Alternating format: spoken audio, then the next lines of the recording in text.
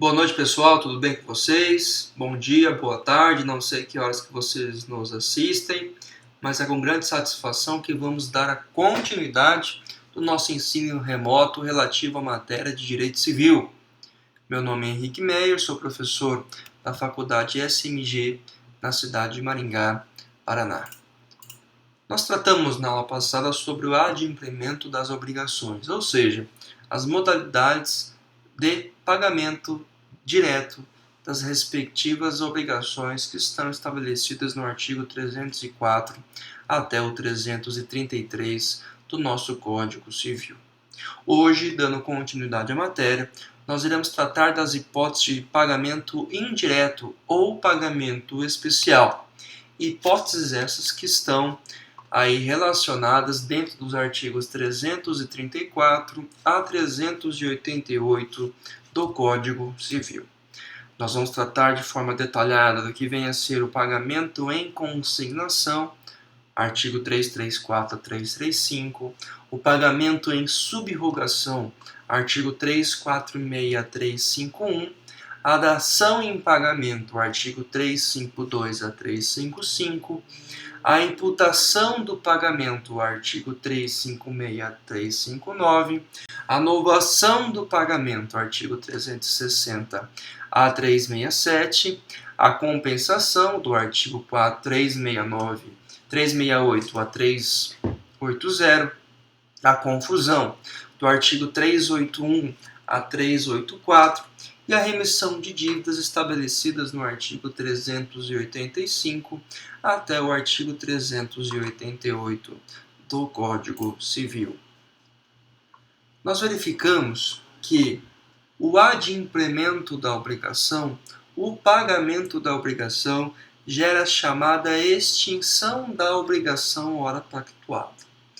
E dentro desta extinção da obrigação, nós podemos ter o pagamento direto, é quando o devedor estabelece a obrigação de pagamento ou obrigação de entrega ou a obrigação de fazer do respectivo contrato, trazendo aí o cumprimento fiel das normas estabelecidas no termo e no contrato.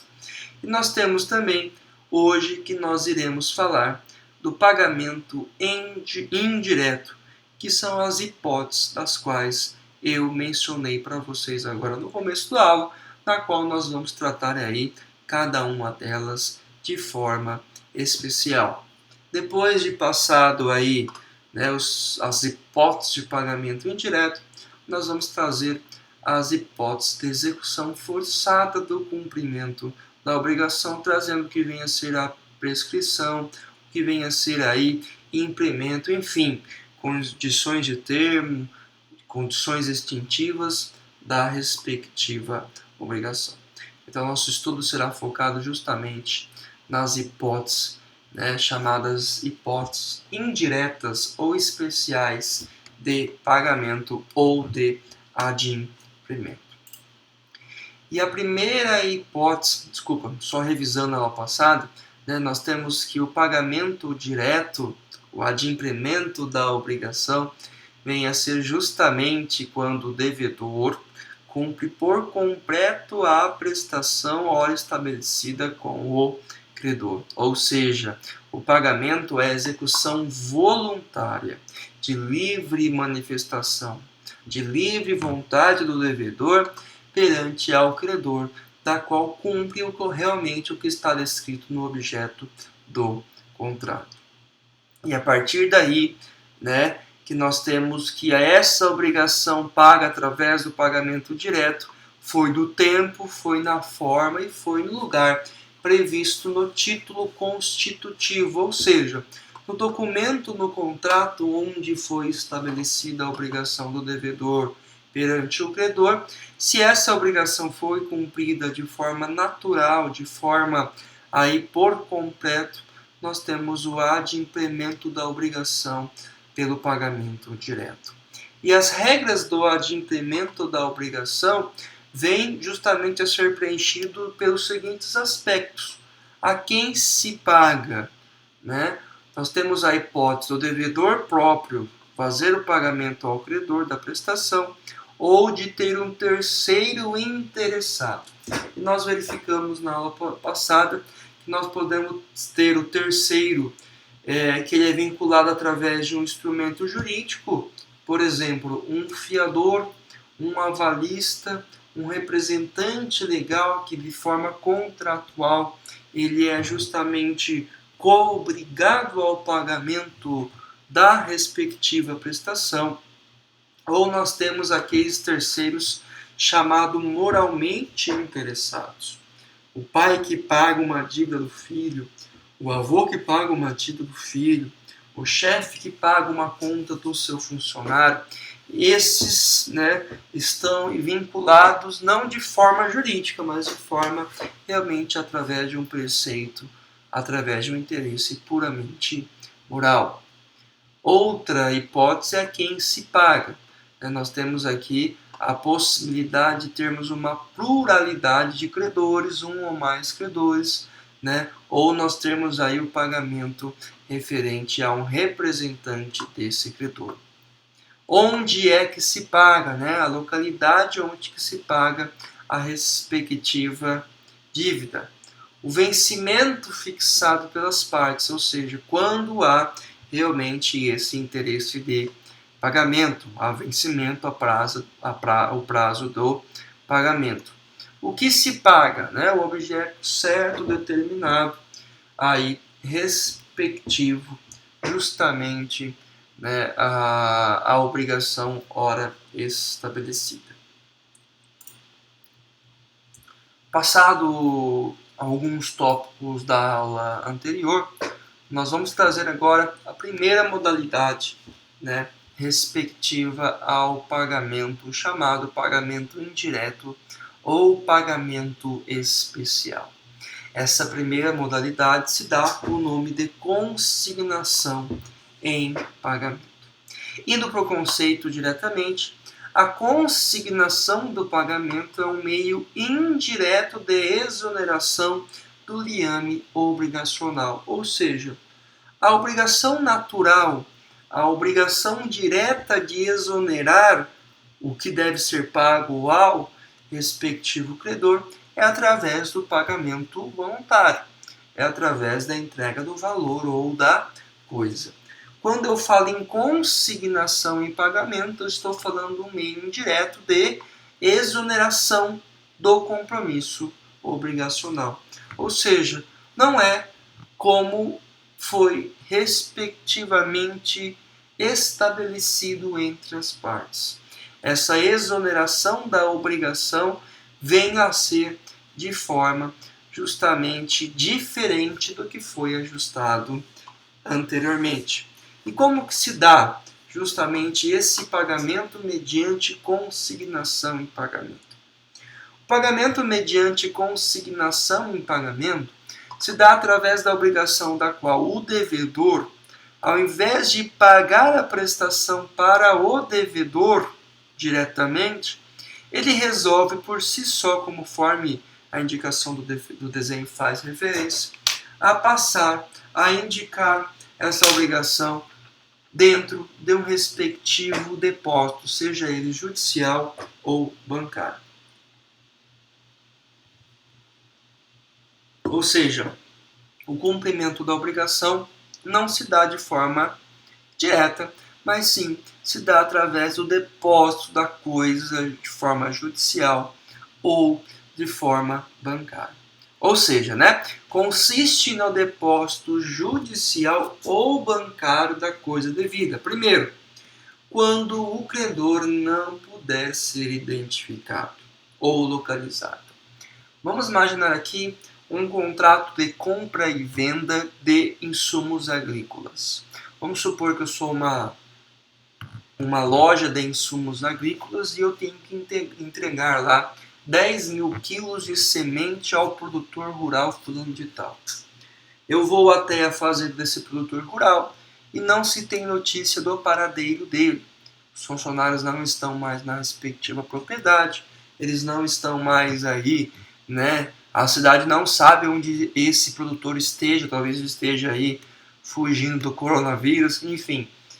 Quando nós não temos a certeza de onde ele pode ser localizado, ou nós não temos como identificar esse credor, nós temos aí a possibilidade de consignar a mercadoria, a obrigação de entregar, através de um depósito. Ou seja, isso é o pagamento mediante consignação em pagamento.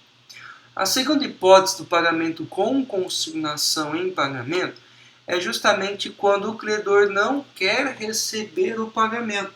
E quando essa recusa e não recebimento do pagamento é uma recusa chamada recusa injustificada.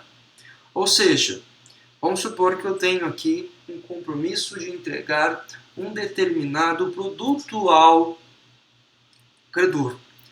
Quando o credor se recusa a receber esse produto sem ter justo motivo, vamos supor que o meu produto esteja em perfeito estado, esteja conforme fora combinado, quando há recusa do recebimento deste produto, nasce aí o direito do devedor a pagar a obrigação mediante o que nós estamos estudando, chamada consignação em pagamento.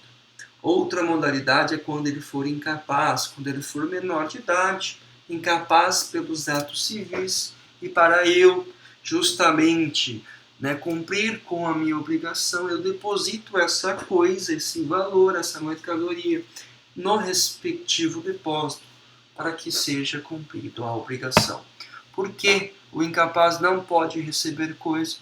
Porque, segundo o artigo 104 do Código Civil, para a validade do negócio jurídico, deve ter agente capaz. E quando há uma incapacidade, nós não temos o agente capaz. Logo, em razão da incapacidade, me faz cumprir a obrigação através da consignação em pagamento. Outra questão, se o devedor tiver dúvidas sobre quem se deve pagar. Nós estamos falando aqui de uma pluralidade de credores. Quando nós temos 2 ou mais credores e o devedor aqui tiver dúvidas para quem deve ser paga a prestação, é recomendado se dar o pagamento de forma indireta através da consignação em pagamento, justamente para que essa coisa seja depositada em juízo, ou esse valor seja depositado em juízo, para que os credores sejam realmente habilitados a receberem a devida coisa. Perfeito?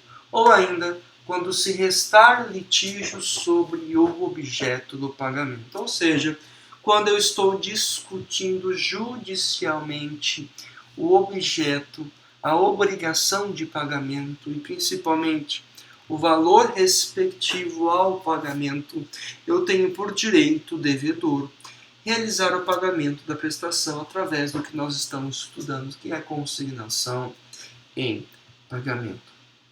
Professor, me dê um exemplo bem comum.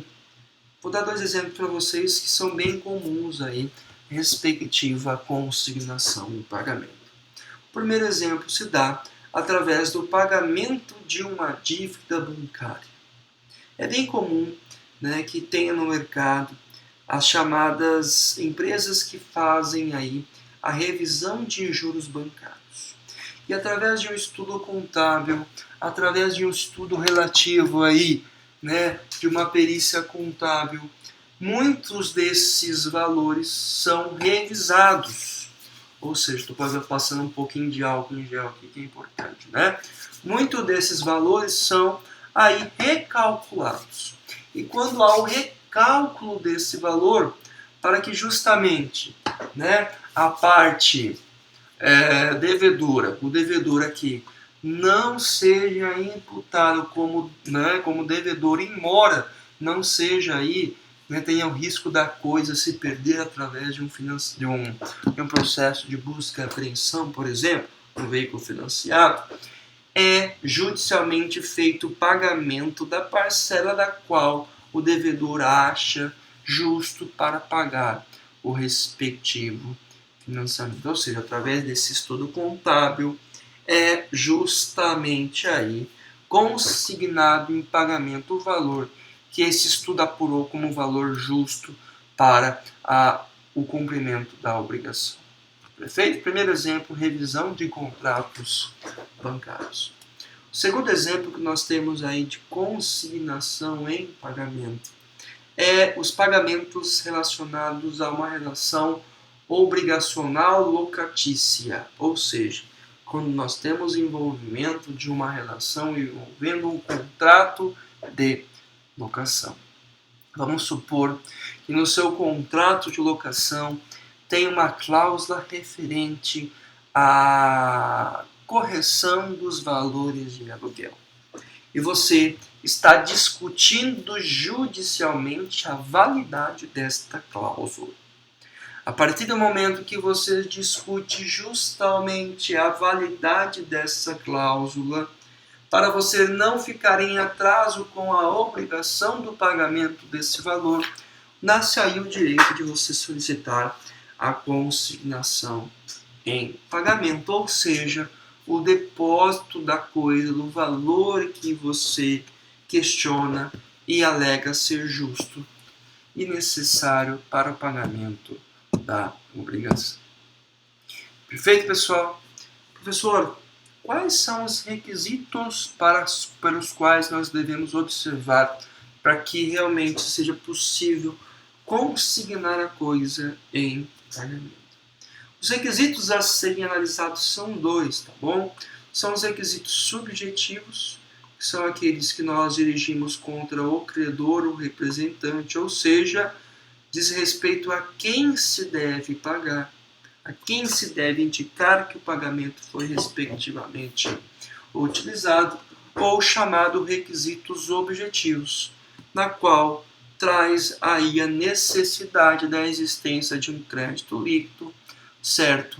E também do convencionamento ao pagamento e também ao lugar a ser pago a respectiva obrigação. Requisitos subjetivos diz respeito à pessoa, pessoalidade. Objetivo diz respeito à forma da qual devia se dar aí o respectivo pagamento.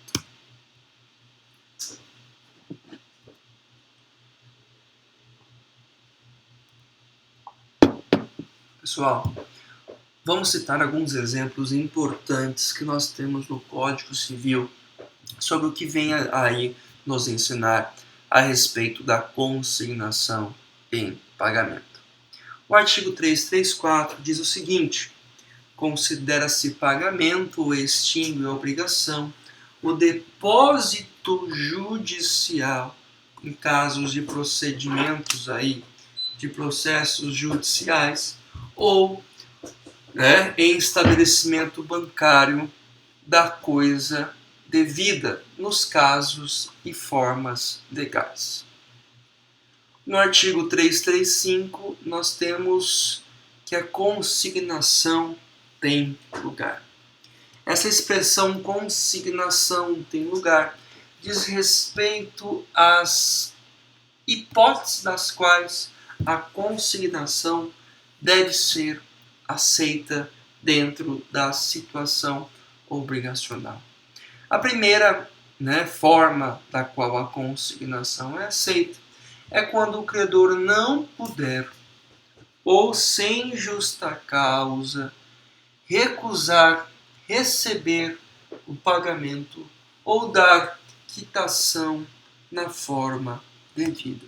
Lembra aquele caso na qual o credor não poderia ser localizado, onde o paradeiro do credor é incerto, onde nós não podemos, de certo modo, saber onde esse credor se encontra? Lembra o exemplo que eu dei no slide anterior da entrega de sementes de soja? Ou seja, a primeira hipótese do artigo 335.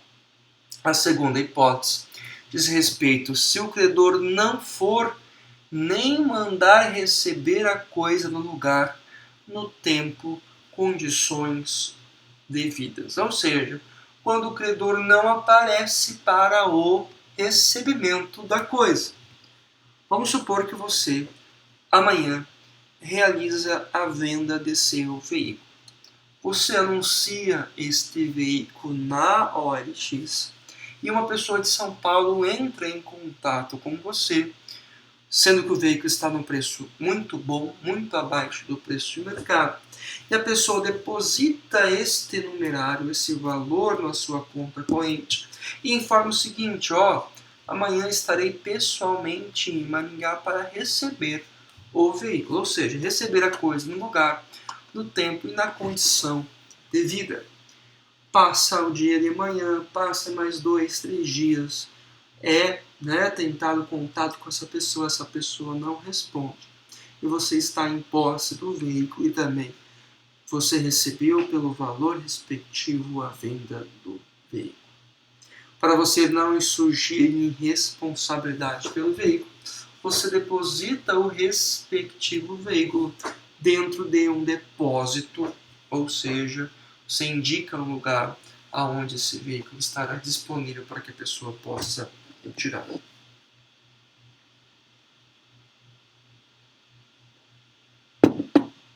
A terceira hipótese do artigo 335 diz respeito se o credor for incapaz de receber, ou se ele for desconhecido, ou se declarou ausente, ou se está em local incerto, ou o acesso desse local é perigoso ou difícil. Ele se confunde muito bem com a hipótese aí do respectivo inciso primeiro. No inciso 4, nós temos a questão relativa à dúvida para quem deve receber ou para quem se deve aí pagar a respectiva obrigação. Quando incorrer em dúvida, deve o credor, deve o devedor da obrigação depositar a coisa para que depois seja descoberto quem é o credor aí que por direito tem para receber a respectiva coisa. E por fim, a hipótese quando se pender litígio sobre o objeto do pagamento, se dá aí a possibilidade de realizar o pagamento indireto através da consignação em pagamento. Interessante também, pessoal, destacar o artigo 343, que fala das despesas do depósito da coisa. Nós temos uma regrinha. Se for julgado procedente, ou seja, se for aceito aí o depósito respectivo à coisa, as custas se darão por conta do credor. Ou seja, é o credor que deve justamente pagar aí as respectivas custas de armazenagem. Lembra o exemplo do veículo que eu citei para vocês agora há pouco? Se eu depositei esse veículo em um pátio, em uma garagem, em um estacionamento privado coberto, as custas de pagamento é quem realmente é considerado credor. Quem deveria receber o veículo, ele vai ter que pegar a coisa e pagar justamente aí pelo objeto. No caso contrário, a conta se dá pelo devedor, ou seja, não sendo julgado procedente o depósito ou, no caso em que a consignação não for aceita, os custos permanecerão contra justamente o devedor. Desculpa, pessoal. Vamos lá, estou meio passado por conta da medicação, mas estamos aí. Tudo bem, pessoal? Olha que interessante esse desenho para a gente explicar justamente como se dá o pagamento da obrigação. Nós temos aqui de um lado o devedor e de outro lado nós temos o credor. Nós temos a obrigação, ou seja, o devedor deveria pagar diretamente, pagamento direto, adimplemento direto ao credor. Acontece que ocorreu alguma das hipóteses do artigo 335 ou outras hipóteses aí que se possibilitam a consignação em pagamento, ou seja, aconteceu essas hipóteses aqui, outras hipóteses que impediram justamente o pagamento da obrigação. Mediante disso, o devedor paga a respectiva obrigação diretamente a uma instituição bancária ou, se for uma coisa, um objeto, deposita através de um depósito. Diante disso, estará se dado por quitado por completo a respectiva obrigação.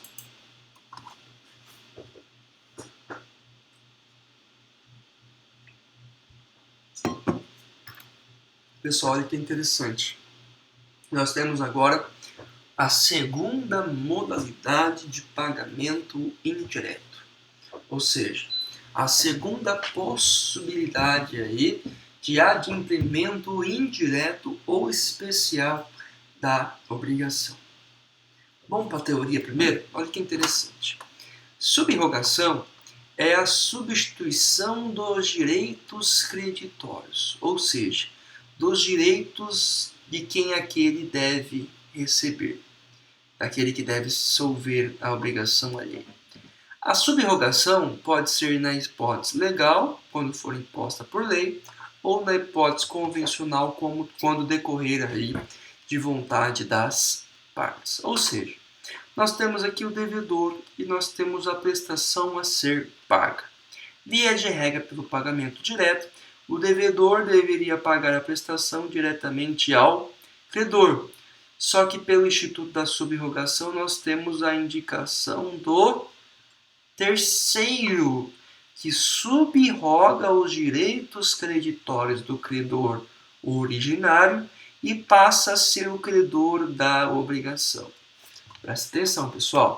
O devedor deve pagar a obrigação diretamente ao credor. Isso é o pagamento direto. A subrogação é quando o devedor, no pagamento da prestação, ele não vai pagar a prestação para o credor primário, para o credor primitivo, mas sim irá pagar a prestação para um credor terceiro, que ora foi indicado pelo credor primário. Ou seja, essa indicação do credor para o terceiro chama aí justamente da substituição dos direitos creditórios.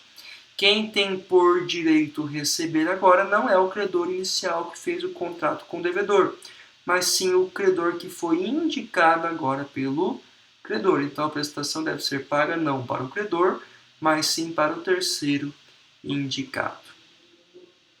Perfeito, pessoal? Essa substituição do credor para um terceiro, né? O terceiro que consegue aí os direitos creditórios, pode ser feita de forma legal ou de forma convencional. O legal é quando tem justamente uma imposição de lei, quando nós temos uma obrigatoriedade de lei para ser cumprida. O exemplo que eu trago para vocês é a aquisição, ou seja, adquirente de imóvel hipotecado. Vamos supor que hoje eu adquiro um imóvel. Eu vou até a imobiliária e eu faço a aquisição de um imóvel. Eu verifico a matrícula desse imóvel, que é um documento hábil para verificar as transcrições, possíveis penhoras, bloqueios e também certificar-se da propriedade do respectivo imóvel, e verifico lá que tem uma hipoteca, ou seja, esse imóvel está devidamente financiado.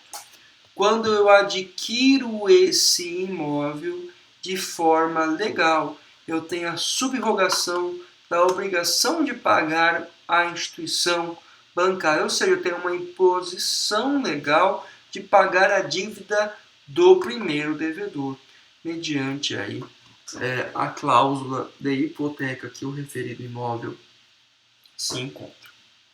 A subrogação convencional é aquela que se dá por iniciativa do credor através de uma aplicação de um respectivo contrato que foi convencionado esta obrigatoriedade, ou seja, foi estabelecido que o credor poderia a qualquer momento realizar transferências dos direitos aí, creditórios para um terceiro que vai receber a respectiva obrigação.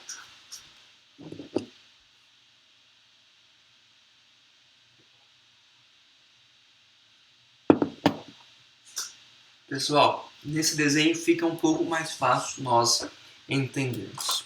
Nós temos de lado aqui o devedor e de outro lado o credor. Ou seja, a obrigação inicial era com aquela com o devedor, tinha com o credor. Perfeito? Só que houve aqui um pagamento, um efeito liberatório, ou seja, as partes convencionaram justamente, né, que um terceiro colocado, um terceiro interessado, vai se colocar aí como substituto do credor. Ou seja, o credor sai de cena e é o terceiro interessado que se configura agora na condição de credor. Então, paga o credor e se coloca no lugar desse, com os mesmos direitos que ele tinha, ou seja, o terceiro interessado se coloca no lugar do credor com os mesmos direitos da qual ele possuía aí anteriormente. Ok, pessoal?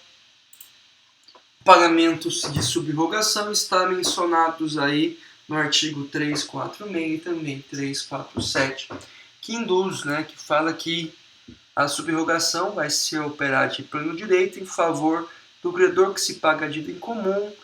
Aqui é quando há, né, justamente a primeira modalidade, de um credor que vai sem justo motivo pagar a dívida em comum, ou do adquirente do imóvel hipotecado, na hipótese aqui de subrogação legal, né? E aqui nós temos as hipóteses de subrogação convencional, que são decorrentes de contrato, quando há transferências dos direitos. Pessoal, olha que interessante.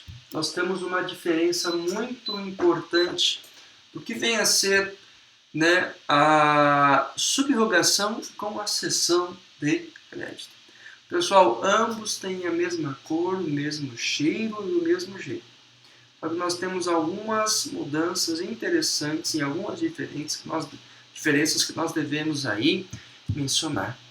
Primeiramente, o pagamento com subrogação está mencionado nos artigos 346 a 351 do Código Civil. Ou seja, opera-se em regra especial de pagamento ou forma de pagamento indireto, pela mera substituição do credor do devedor, mantendo os demais elementos obrigacionais. Então, nós temos que a subrogação é a substituição. E a cessão de crédito está mencionada no artigo 286 a 298 do Código Civil.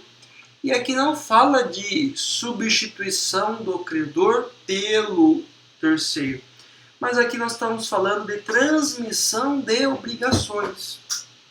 Ou seja, nós podemos aqui operar tanto o credor quanto também o devedor, quanto o objeto, o pagamento, a forma, o prazo, a modalidade, enfim.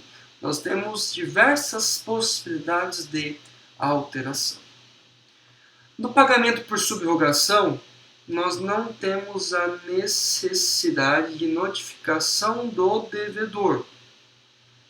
Ou seja, aqui nós não temos aí essa necessidade de notificação, a não ser pelo que está disposto no artigo 347, inciso 1º do Código Civil.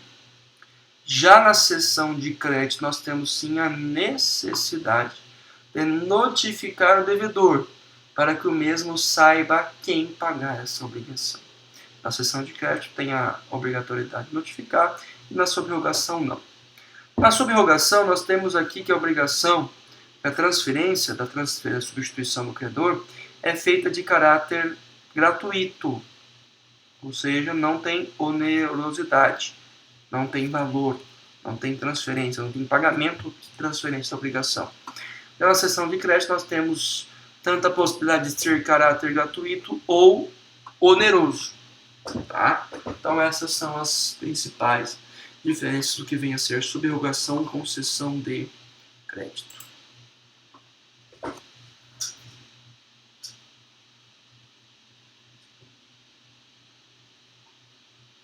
Pessoal, vamos trazer agora a terceira modalidade de pagamento indireto, chamada a imputação. E essa regrinha é muito interessante, que é o cenário aí justamente para os próximos meses, né? Com essa crise econômica aí, a gente vai escolher quem que nós vamos pagar. E aqui mostra uma regrinha chamada aí a imputação ao pagamento. O conceito de imputação é aquela operação pela qual o devedor de dois ou mais débitos da mesma natureza a um só credor indica a qual deles estará sendo aí contemplado pelo pagamento.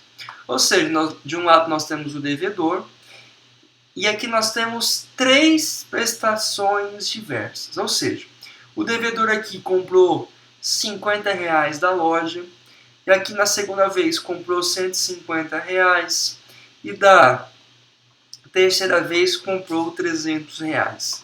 E aqui nós temos um mesmo credor, pessoal. Lembre-se aqui que nós temos que ter um único devedor, que as prestações sejam da mesma natureza, ou seja, o pagamento em dinheiro, nesse meu exemplo, e o credor tem que ser o mesmo, não pode ser credores distintos da respectiva obrigação. E quais são as regras da imputação? Primeiro, o devedor escolhe qual dívida quer imputar. Ele tem três dívidas aqui, 1, 2 e 3. Então ele vai escolher qual das três que ele vai querer honrar. 2. Se não fizer, o credor escolhe. Se o devedor não escolher qual que ele vai pagar por primeiro, lembra que ambas estão vencidas, é o credor que vai escolher qual que o devedor vai ter que honrar primeiro. Se ambos não se manifestarem, ou seja, tanto devedor quanto credor não falarem, não indicarem qual será imputada a dívida, a imputação deverá ser de juros vencidos, de dívidas líquidas e vencidas e, por fim, a mais onerosa. Então, a imputação vai obedecer a seguinte regra. Primeiro vai verificar, né, qual tem maiores juros vencidos, quais estão aí maior tempo vencidas e, por fim, quais são as mais caras. Ok? Só mais um conceito.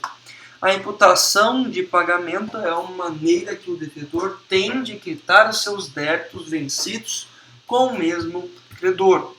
Através da imputação ao pagamento do devedor, que o devedor determina qual dívida está sendo aí quitada com pagamento. E a imputação de pagamento do credor decorre de aceitação da quitação de uma das dívidas, a qual não terá direito de reclamar contra a imputação feita pelo credor, exceção provando que foi cometida a violência ou a dolo. Pessoal, olha que interessante, nesse exemplo fica bem mais fácil a explicação. Imputação de pagamento. De um lado o devedor, de outro lado o credor. O devedor tem 3 continhas em atraso com o credor. Uma conta aqui de R$50, a primeira obrigação, a segunda conta de R$100 e a terceira continha aí de R$200. Olha que interessante. Só que o devedor só tem 50 no bolso. Tá duro o devedor, tá quebrado o devedor. Tem só R$50 e a dúvida vai ser o seguinte: esses R$50 vai pagar a obrigação 1, ou vai pagar metade da obrigação 2, ou uma parte aí, um quarto, né, 20%, 25% da obrigação 3. Professor, é lógico que vai ser pago a obrigação 1, porque R$50. Gente, vamos supor que na obrigação 2 ele tem um contrato dizendo que ele tem uma multa de 100% se ele não pagar daqui 2 dias a obrigação. E na obrigação 3 ele tem uma cláusula dizendo que se ele não pagar na data, demorar 60 dias depois de ele pagar a dívida dele vai dobrar.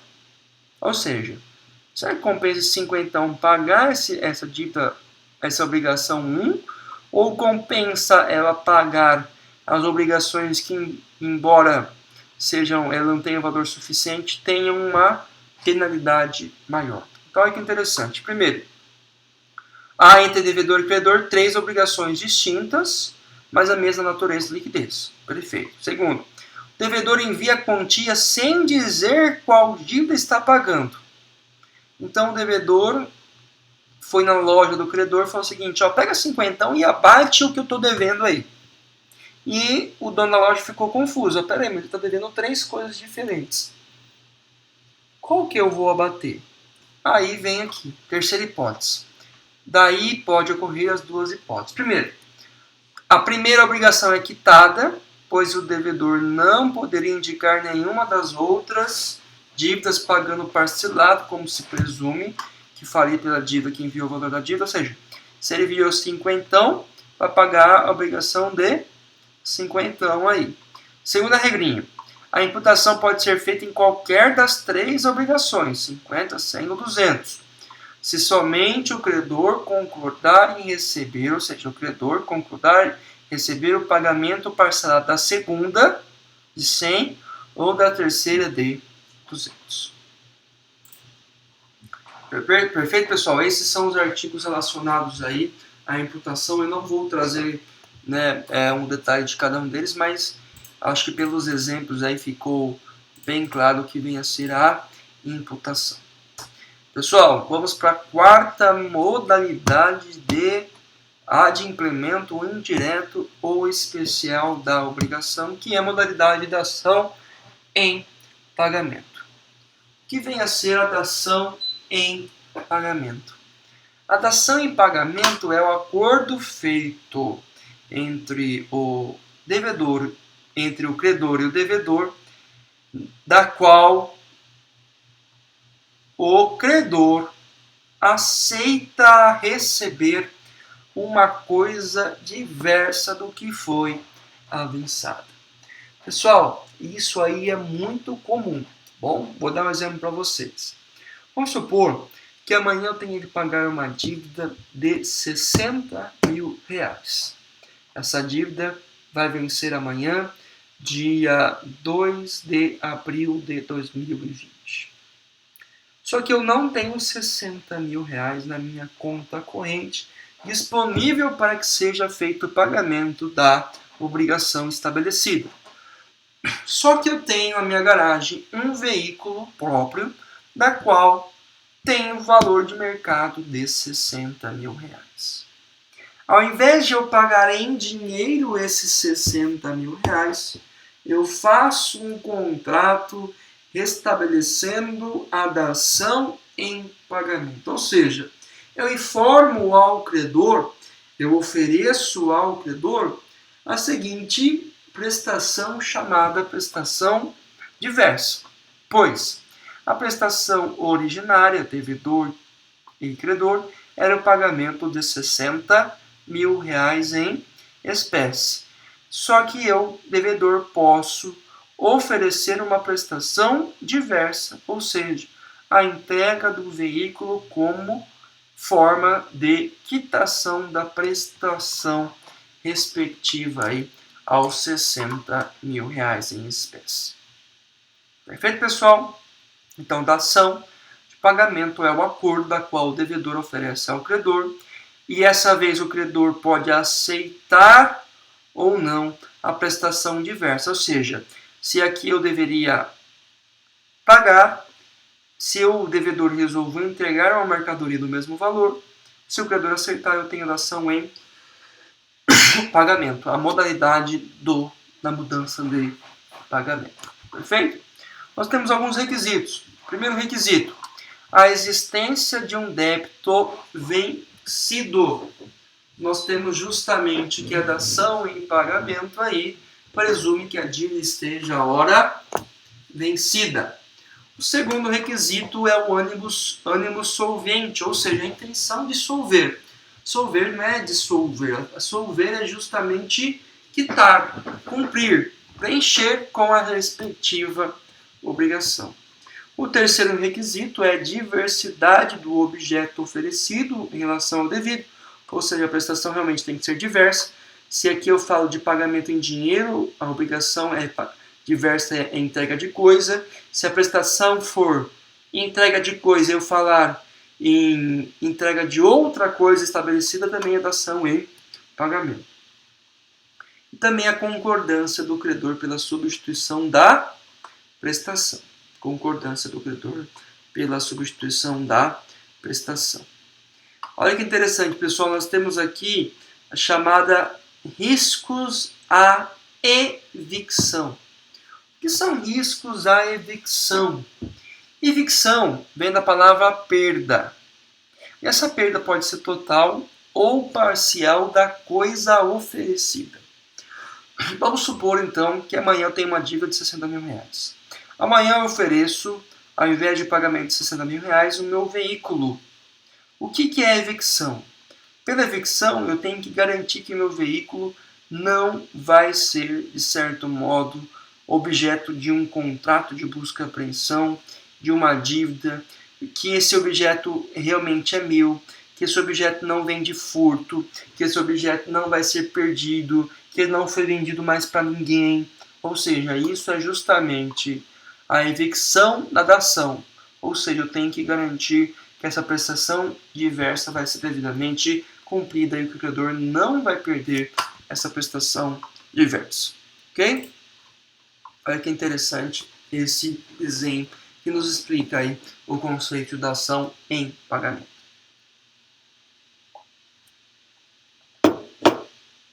A dação em pagamento é quando nós temos aqui devedor e credor, obrigação.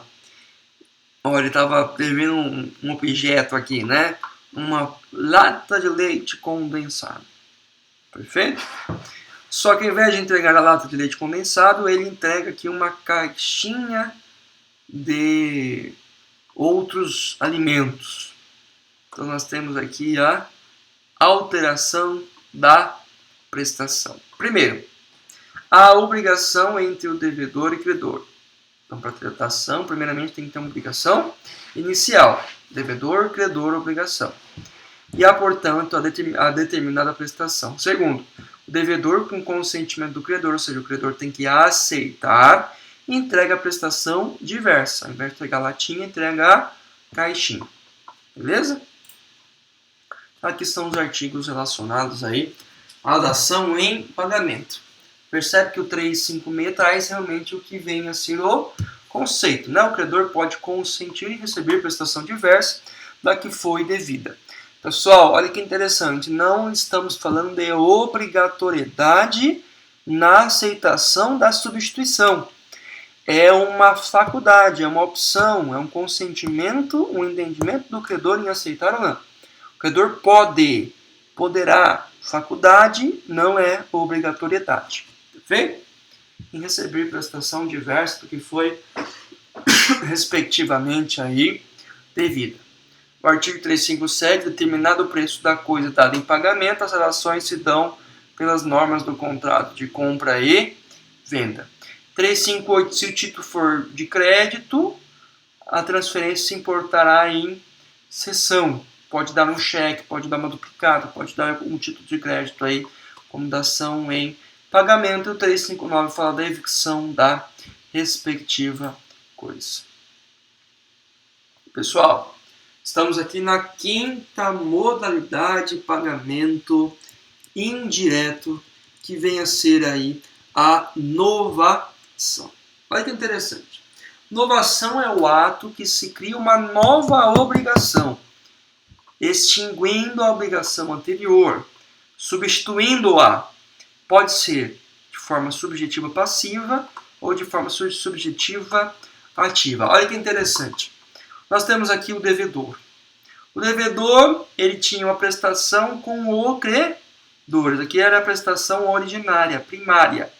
Essa prestação, essa obrigação através da novação se extingue, deixa de existir e nasce uma nova prestação que vai vincular o devedor e o credor. Quando você vai no banco, tem uma dívida, você vai renovar a sua dívida, vai fazer uma sugestão de parcelamento da dívida, é uma novação de dívida. Quando você vai na loja, verifica que está devendo lá 10 boletos, você fala o seguinte, ó, junta tudo que eu estou devendo e você faz uma prestação única para que daqui 3 meses. Eu estou novando a minha dívida. Perfeito, pessoal? Isso pode ser de maneira subjetiva passiva, ou seja, substitui relação, eu vou explicar depois no próximo slide, substitui os envolvidos, devedores e credores, ou de forma ativa, né, o credor somente que muda aí essa obrigação. Pressuposto, o que deve, né, existir para ter inovação? Tem que ter uma relação anterior, tem que ter uma criação de uma nova obrigação, né, deixa de existir uma nova obrigação, tem que ter o ânus novante, novamente o ânus novante aqui, a intenção de inovar, a intenção de solver, de pagar. Depois tem que ter capacidade e tem que ter as partes tem que ser legítimas para tanto. E efeitos quanto à obrigação extinta. Mediante a obrigação extinta, se paralisa os juros do débito, extingue todas as obrigações acessórias e também os benefícios do devedor. Novar, se, né, consiste em criar uma nova obrigação, extinguindo a obrigação anterior, presença do ânus novante, ou seja, a intenção de inovar, a intenção de construir algo novo. E são os requisitos da inovação. Extinção da relação obrigacional originária, né, que eu falei na slide anterior, falando que ela pode ser objetiva ou subjetiva. Objetiva é quando muda também os valores, né? Modificação da natureza.